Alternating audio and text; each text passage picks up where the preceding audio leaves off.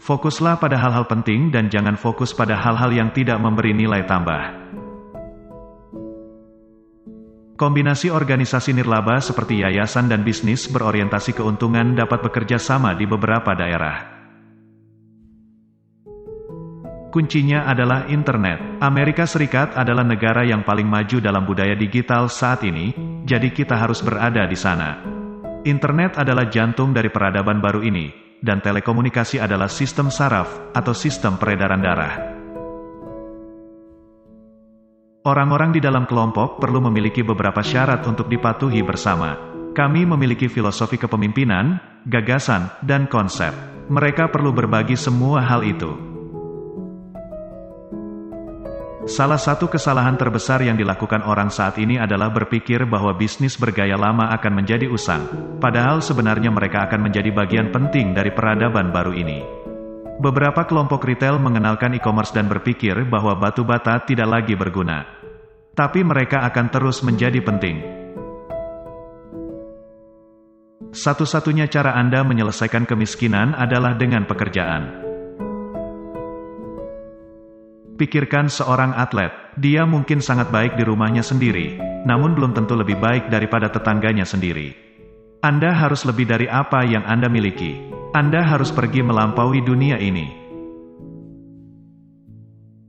Jika Anda tidak menikmati dalam usaha bisnis yang Anda lakukan, maka Anda hanya sekadar bekerja. Hal terbesar dalam hidup bukanlah materi. Semua bisnis melakukan kesalahan. Caranya adalah dengan menghindari kerugian yang besar. Bila Anda hidup berdasarkan pendapat orang lain, Anda mati. Saya tidak ingin hidup memikirkan bagaimana saya akan diingat. Teknologi akan mentransformasikan kehidupan masyarakat dan siapapun di dunia ini. Saya menghabiskan sebagian besar waktu saya untuk mempelajari teknologi baru. Tugas utama saya adalah memahami apa yang sedang terjadi dan mencoba melihat kemana kita bisa menyesuaikan diri. Dalam bisnis, Anda berinvestasi bila keadaan tidak dalam keadaan baik. Bila Anda berinvestasi pada saat-saat seperti ini, Anda mengambil posisi yang lebih baik daripada pesaing Anda. Bila ada resesi dan pesaing Anda tidak berinvestasi, mereka memberi Anda keuntungan. Persaingan membuat Anda lebih baik, selalu membuat Anda lebih baik, bahkan jika pesaing Anda mendapatkan kemenangan. Saya belajar dari ayah saya bahwa Anda terus berinvestasi dan menginvestasikan kembali dalam bisnis Anda, termasuk selama masa krisis. Uang bukanlah sebuah tujuan. Tujuannya adalah untuk membuat perusahaan bertumbuh, berkembang, bersaing, berada di daerah yang berbeda, menjadi lebih efisien untuk memiliki tim yang hebat di dalam perusahaan. Kemiskinan tidak dapat dituntaskan hanya dengan sumbangan. Ketika kita menghadapi masalah kita, mereka akan menghilang. Jadi belajarlah dari kegagalan dan biarkan kesuksesan menjadi daya dorong Anda. Nah, ketika saya masih sangat muda, mungkin 12 tahun, saya mulai melakukan investasi. Ketika ada krisis, saat itulah ada yang tertarik untuk keluar dan saat itulah kita tertarik untuk masuk. Keberanian mengajari saya tidak peduli seberapa buruk krisis terjadi, investasi yang masuk akal pada akhirnya akan terbayar. Optimisme dan kesabaran perusahaan selalu menghasilkan upahnya. Hiduplah dengan penuh semangat, jangan biarkan masa lalu menjadi beban, dan biarkan masa depan menjadi sebuah dorongan untuk Anda. Setiap orang menempa takdirnya sendiri. Ketika kita memutuskan untuk melakukan sesuatu, kita melakukannya dengan cepat. Semua waktu adalah saat yang tepat bagi mereka yang tahu cara bekerja dan memiliki alat untuk melakukannya. Dengan 3 hari kerja dalam seminggu, kita memiliki lebih banyak waktu untuk bersantai, untuk hidup yang semakin berkualitas. Anda tidak dapat memiliki orang-orang yang pesimis di organisasi Anda. Mereka membawa Anda kepada posisi biasa-biasa saja. Saya selalu mengatakan bahwa semakin baik Anda, semakin banyak tanggung jawab yang Anda miliki untuk membantu orang lain. Sama seperti yang saya pikirkan, adalah penting untuk menjalankan perusahaan dengan baik. Dengan menutup mata, saya pikir Anda harus menggunakan pengalaman kewirausahaan Anda untuk membuat perusahaan filantropi yang efektif. Kebanyakan orang mencoba membuat dunia yang lebih baik untuk anak-anak kita ketika apa yang seharusnya mereka lakukan adalah membuat anak-anak yang lebih baik untuk dunia kita. Lakukan penghematan di saat yang tepat untuk menghindari situasi PHK di masa-masa sulit. Berusahalah untuk memindahkan kesenangan dan masalah, dan ketika kita menghadapi masalah kita, mereka akan menghilang.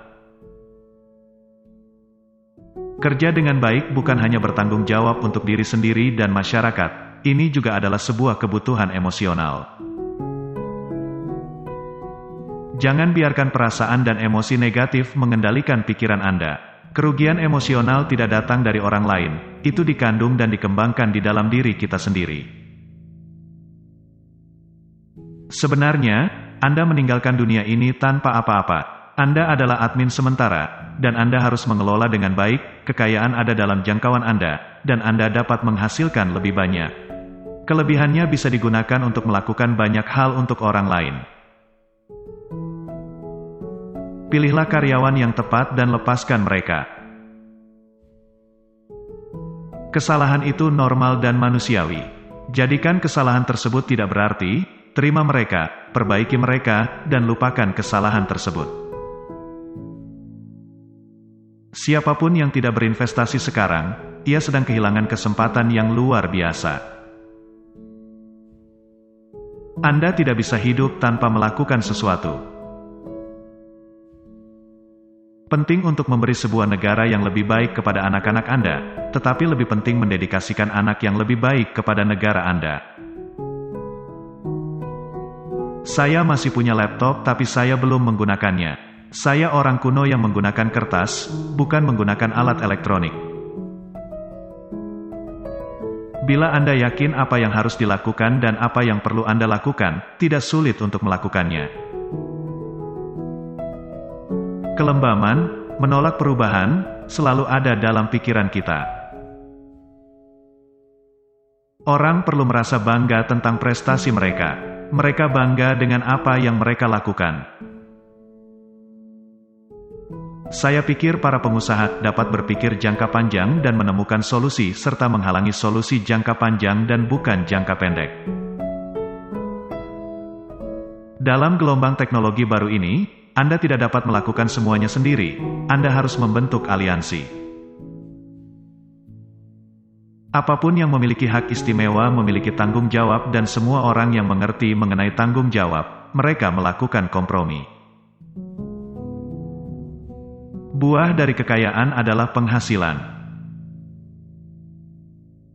Sangat penting bagi para pemimpin dalam bisnis untuk bekerja menciptakan sebuah modal sumber daya manusia, sebuah tim yang memiliki tujuan dan keselarasan yang sama.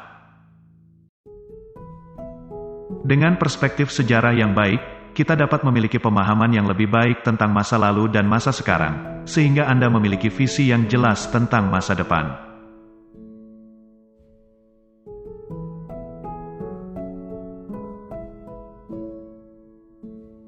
Baiklah sobat kunci kehidupan, semoga kalimat inspiratif ini memberikan manfaat yang positif bagi diri kita.